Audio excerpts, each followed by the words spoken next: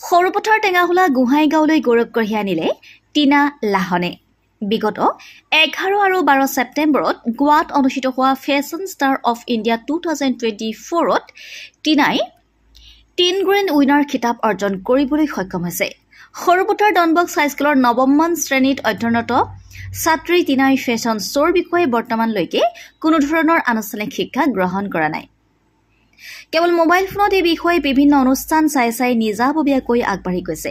অৱশ্যে এই ক্ষেত্ৰত টিনাৰ পিতৃ মাতৃয়ে সৰ্বতো প্ৰকাৰে সহায় কৰি আগবঢ়াই নিয়াৰ চেষ্টা কৰিছে। টিনাই ট্ৰেডিশ্যনেল ৰাউণ্ডত অসমৰ জাপি, তিনিটাকৈ বিহু আৰু মহাপুৰুষ শংকৰদেৱৰ এটি নৃত্য প্ৰদৰ্শন কৰি বিচাৰকৰ লগতে সকলো দৰ্শকক আকৰ্ষণ কৰিছিল।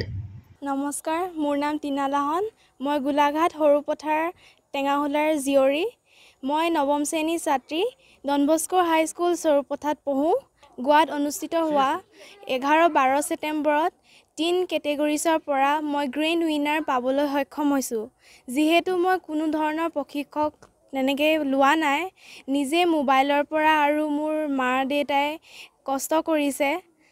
আৰু মই ট্ৰেডিশ্যনেল ড্ৰেছত মই জাপিৰে কৰিছিলোঁ, লগতে 3টা বিহু আৰু শ্ৰীমন্ত শংকৰদেৱৰ এটা নৃত্য আৰু সেয়াই প্ৰদৰ্শন কৰিছোঁ। কেনেকুৱা লাগিছে তুমি? খুবেই ভাল লাগিছে।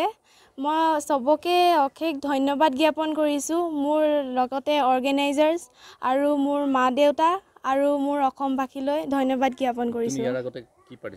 ইয়াৰ আগতে মই মিছ আছাম পাৰ্টিচিপেট কৰিছোঁ। তাত মই গুৱাহাটীত মই ফাৰ্ষ্ট ৰাণ আপ পাবলৈ সক্ষম হৈছোঁ। এইবাৰ যিহেতু এটা নেশ্যনেল পৰ্যায়ৰ তুমি কম্পিটিশ্যনত ভাগ লৈ প্ৰথমবাৰতে তুমি গ্ৰেণ্ড উইনাৰ হৈছা, কেনেকুৱা লাগিছে? ভাবিছিলোঁ, কিন্তু বহুত ভাল লাগিছে ক'বলৈ গ'লে।